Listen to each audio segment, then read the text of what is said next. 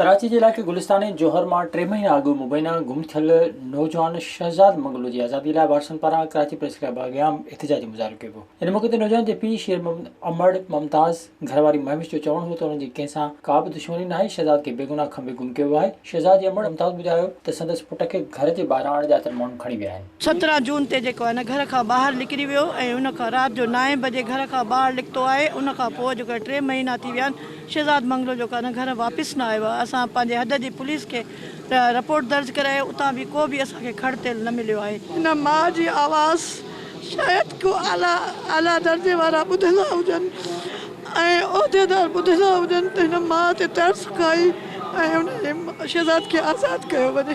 नौजवान शहजाद की घरवारी महविश चयो त शहजाद खे कंहिं अणॼातल नंबर तां व्हाट्सएप ते कॉल आई हुई जेका अटेंड करे हू ॿाहिरि निकितो त वरी मोटी न आयो आहे। शहजाद के 98 ॾींहं गुज़री विया आहिनि। असांजो हुन सां को राब्तो न थियो आहे। कहिड़े हाल में असांखे का ख़बर न आहे।